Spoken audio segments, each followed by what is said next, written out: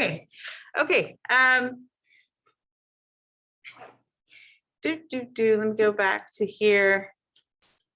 Okay, so once you've got to this point, first of all, once you get to this point, I want to see it before you move on to the next step. So call me over so I can just take a look at your wording and make sure you're on the right track. Just a once over. And then what you're going to do is you're going to build a wireframe. Now we're getting into closer to building the stage of a web project where you're kind of getting into prototyping it. So it's kind of what a wireframe is it's a representation of the page in a very basic sketchy kind of drawing. You could do it on paper. You could just get a pencil or a pen and draw out the page and then put boxes where all of your elements are. Because remember, every element is just a box. No matter what shape it is, it's just a box. And so you make boxes on the page to represent all your pages and the layout that it's going to have.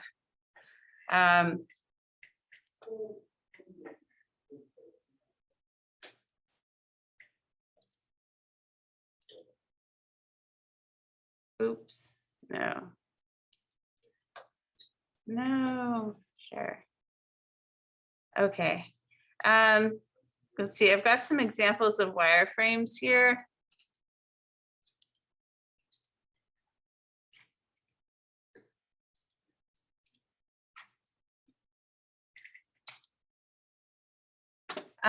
So literally the first wireframes were literally just sketches on paper, and a box with an X represents a photo. A regular box is, just well, usually a box with an X is a photo, and a regular box would be some sort of other element.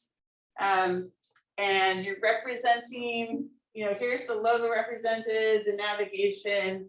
You can see some of the layout. You can see we've got a header here, some text, and a button.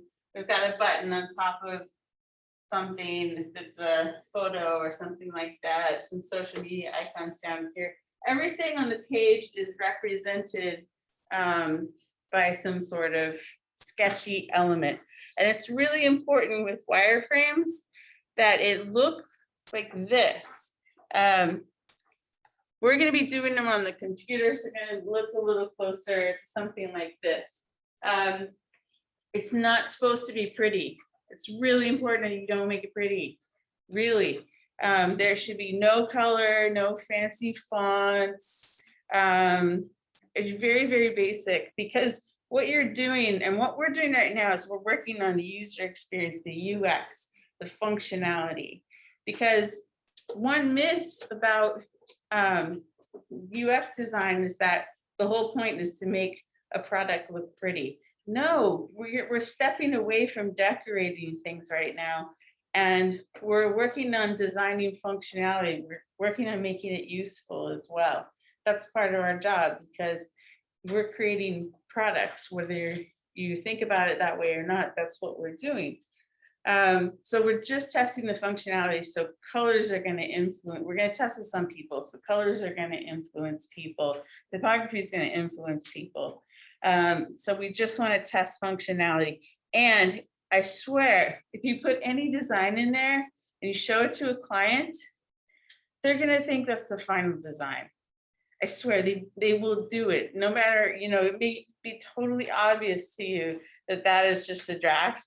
They're going to think it's the final design. They're going to sign off on it, and then you're going to finally show them the final design, and they'll be like, what happened to the first one? We like that. What's going on? Like, they'll do it. Here's another example of, just a basic wireframe. And it's important that every element on the page be represented so that it's a complete package. We're just going to be doing the navigation. We're not going to be worrying about the rest of the page, just the navigation. And the way we're going to be doing this is we're going to be using software to do this. We're going to be using Adobe XD, which I'm going to demo right now. And it's a wireframing prototyping tool that's used, and you can make things actually clickable so people can click around the site and see where the different links go and buttons and things like that. Let me back up again and say there are different types. I've described one type of wireframing. This is what's called low fidelity wireframing. So like low fidelity, like low resolution. It's very, very basic, very skeletal. You can also do high fidelity wireframing where there is a bit more typography. It's still maybe still all grayscale, but you might have, you know, some nice headlines and some graphics or something like that. Some, you know, if these are actually going to be circles, it would be a circle and things like that. And then you can get into full-on prototype is where you have the final design. You still do it in like XD or another tool. You don't have to use XD. We're just using it in classes. That's what we have. But there are other tools that are used in the industry. Figma is really popular right now. So this is a low fidelity wireframe that we're going to be doing. But you can do like full-on final design prototypes if you want to. So let me go ahead and open XD. Here it is.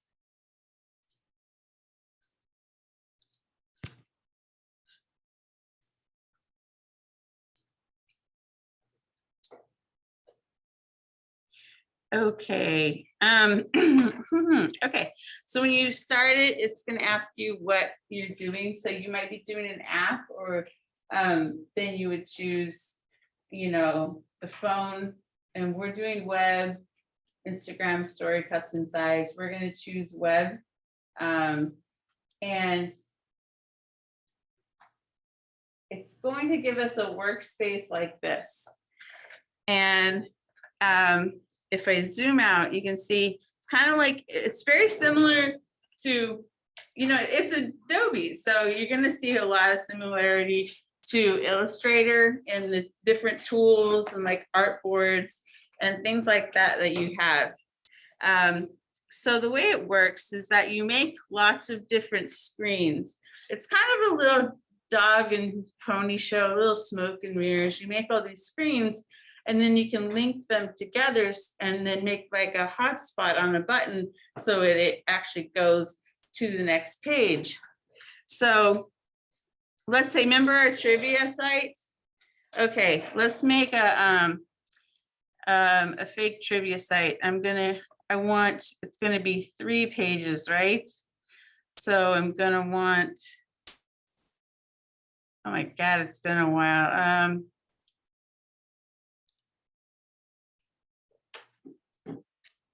I'm using this tool right here to create other pages. The nice thing about XD is it's really good at just snapping everything. Oh, I just created 4. Okay. So let's go in here to the first page. Command 3 brings it all the way up. And you have all these tools, so you can get into as much design as you want. You can bring in photographs. You can kind of link it up with Photoshop files. I've never done that, but I know you can. Here are squares, you know, rectangles, circles, triangles, lines, pen tool, text. Over here, like if I make a, see, I'm making a button. And then I can go in and I can adjust the fill, the border, the corner, like almost, you know, most of the stuff you use regularly in Illustrator, you can control right here. So I'm going to put some text right here.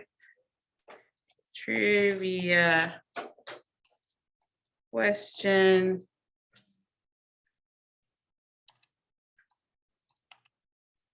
Okay, and then again, I'm going to put some text right here.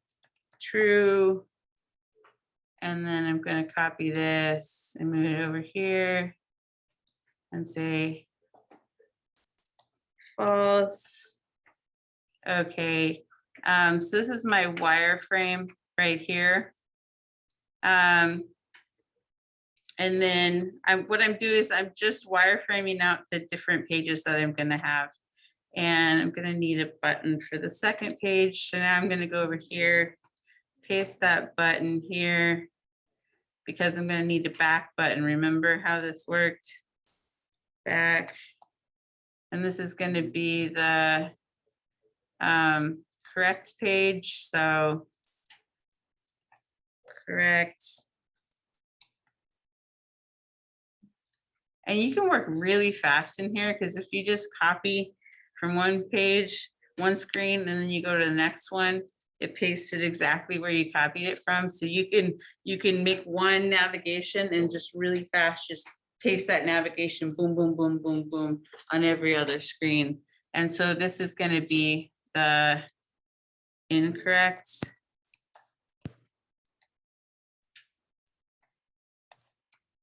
page. So super basic. This should look pretty familiar to you. So right now you see these tabs up here. You've got design, prototype, share. Right now we're in design mode. So this is where we get to make boxes and put text and move things around. So now if I go into prototype mode, what I can do is I can't draw. All my drawing tools disappear. But what I can do is start making things clickable. So let's say correct is true is correct. So what I want to happen is when someone clicks on true, it takes you to the correct page. So it looks like another page is being loaded. So I'm going to click on the element that I want to be clickable, and I get this arrow here. I'm going to drag that over to this page right here. So I've made one connection right now. So now if I want to test that, I come over up here to play, and true pulls up that page. Easy breezy, right? So let's go and make all our other connections. False goes to this page over here. The back button goes back to this page. Back button goes back to this page. Okay. And then I want to start, this is the home page, so I'm going to click on this before I hit play. So it starts on that page. And now true is correct. And then I go back. False is correct. And then I go back. Got it? Easy, right? So you can work really fast in this when you're doing wireframes. It's a great way to sketch out your ideas. So what you're going to be doing is you're going to take your information architecture and you're going to create the navigation for your for the site, and just like I said, just the navigation. So let me get rid of everything. Go back here. Okay, so navigations, we're assuming it's just a bar at the top. Information architecture doesn't have to be just about the navigation. You could have other things on your site that go to different pages that are not in the navigation bar, like tabs, for instance. You could have tabs on your page that bring up information. It wouldn't go in your navigation, but it would still be a part of your information architecture. we're making this really simple and just creating the navigation here. So I'm going to go up here and actually, no, there are components.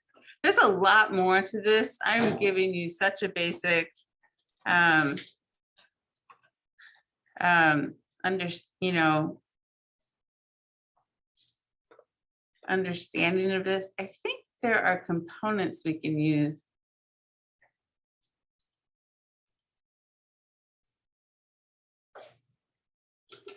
You can purchase, I mean, not purchase, you can download UI kits, user interface kits that have all sorts of buttons and photos and layouts and forms and things like that.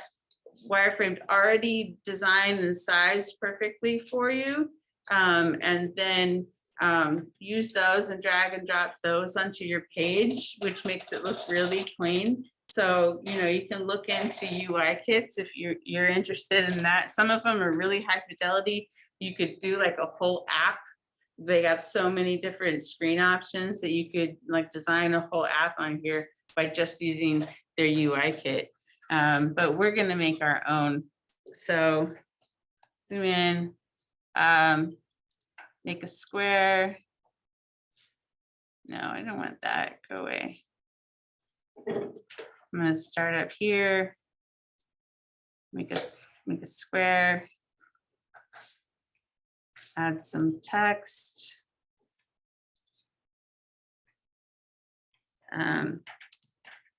Section 1.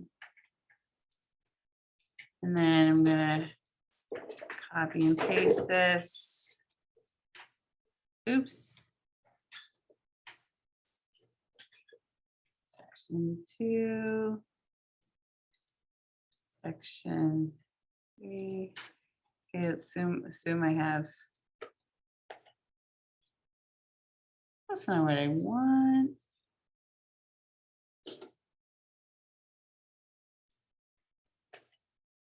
Hold on, I'm picky. These have to be the same. I'm sorry. This is. Okay. I can take this to the middle. And then, boy, you should see me in Illustrator. Width 90 divided by 2. There we go. Now we've got it. And that should go all the way across. Okay, excellent. Okay, I'm going to come in here. Wait, here. 2, 3. So what you want to happen is on the click, you want a drop down to come down. So you're not actually going to another, it's gonna look like just a drop down, pop down, but you're actually going to another screen. So you are kind of linking to another screen, but technically on the site, you're not actually going to another page. It's just a drop down. So what I need to do in order to represent that drop down is I'm going to take this. Wait, I'm going to make another page with this artboard tool here. And I'm going to grab my navigation, copy it over here, paste it. And now I'm going to create a drop down. So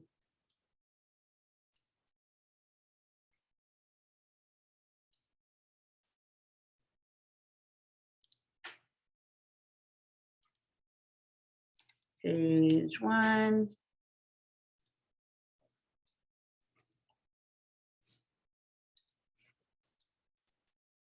So there's 3 options there.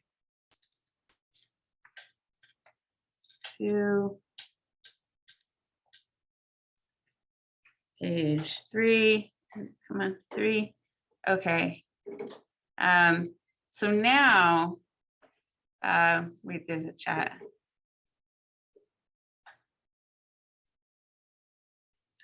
Sure.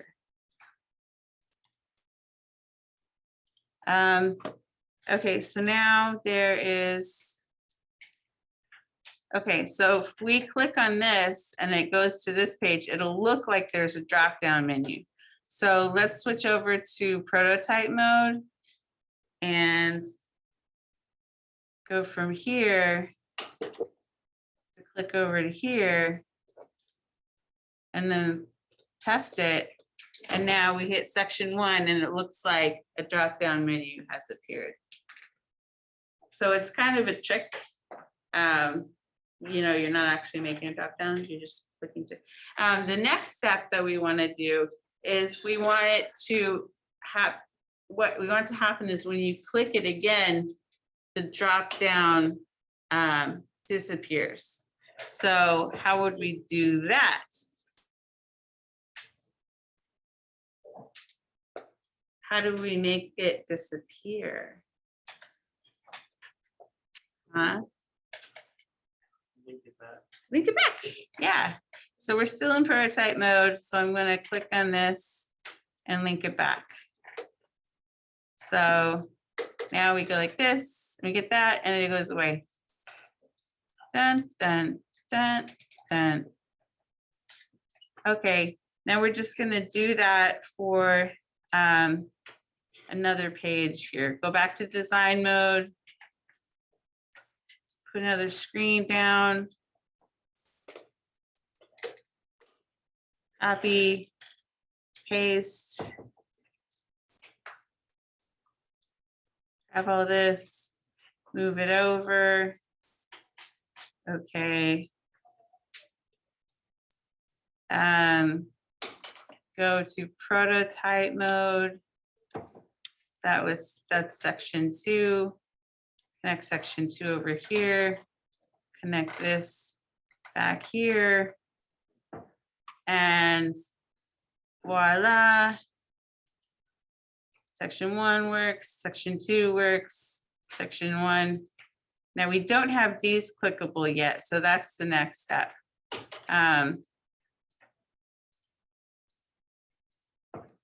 So we want these to be clickable. Well, actually, section 2 is clickable because, no, wait, it's not. Okay. So then you're gonna have to go in on every one of these, and on this one we need. Oh yeah, that works. We need this one to connect over here, and this one here to connect over to here, section 1. So now we go here, and if we hit section 2, it takes us to that menu. I'm recording all of this. I'm going to put it on Canvas, so if you need to refer to it later. So you're going to do this for each of your sections, and so you've built out, it's going to function just like it would function when it's going to be a real site. And then you're actually going to take this and you're going to do some more testing. We're going to do some usability testing. And what you're going to do is, same way as last time, you're going to go out in your groups and you're testing on people. But this time you don't have to do every card. You're just going to pick the 5 cards that were kind of like the trickiest, that you couldn't really figure out where they went. And I have a whole script for you. You know, let me know when you're ready to go out. We'll do once over. And you're basically sitting down with them, giving them the card and saying, you know, try to find this in the menu, and then recording with, you know, watch them and record what their choices are. So pretty simple user testing for that. Any questions? Got it? Who's finally at this stage? You guys are ready. Cool. Awesome. You know, take your time though, people, don't feel rushed. I want you, you know, have the discussions on what, you know, your section titles are going to be, you know, sometimes that takes time. You really got to deliberate and make some decisions. So don't worry if you're not there yet. But now you know what's coming down the road. And then just to sort of flesh out the whole project, the way it's all going to come together in the end is you're going to create some documentation. So you're going to create an HTML page that has everything that you've done so far collected onto one page. So it's going to have your team member's name. You're going to write a paragraph about the overview of the project. You're going to present your card sorting research. So you're going to embed the spreadsheet into that page. I'll show you how to do it. It's really easy. And whoever took notes needs to type up some of their notes from, you know, when you did the card sorting. You're going to have the diagram like this in there. You're going to have notes from your user testing, which what I just described, the usability testing, where you use your prototype on people. And then you're going to, from those notes, if you need to, make revisions to your navigation, to your information architecture, and then have a diagram of your revised version. And you're going to embed the prototype, again, really simple, and then any final notes. And it's, you know, it's just something like this. So if you've done, it's just gathering all the research you've done on the way. So it shouldn't be, shouldn't take that much time. You know, you don't have to design it really well. I put some styles in here. You're welcome to just totally grab the page source and you know, take what I did and start from there. I would honestly, I would say this. You can actually use this as like a portfolio piece, because if you're claiming on your resume that you've done some UX, this shows your research. Okay, this shows how in depth you went into this project. So if you do a really good job at laying it out and really representing it, you know, it could be something that you use in the future. Just saying, you don't have, I don't care about the design of this page, but if you know, I said it, you got it. So that's what's coming down, and that's the whole project. There you go. That's the whole thing. Then we're done with this. We move on to the last project of the semester. Yeah. So any questions? Yeah, all your groups here? Okay. Okay, we're, you know, I'm missing 2 people, but I'll deal with it. Okay, cool. I'll let you get started, and I'll put this video up online. And I'm here if you want to run anything by me, if you're having trouble with something. One thing I've told a few groups, and I'll repeat it, is that these pages, they shouldn't be the names of the cards. Some students do that for some reason. They shouldn't be the names of the cards. They should be pages that you have determined need to be a part of the navigation. And you might have information on 2 cards that you think should go on the same page, and you would combine that onto one page and give that page a name. So just know that. Okay, I'll let you get started. Further, I have a question.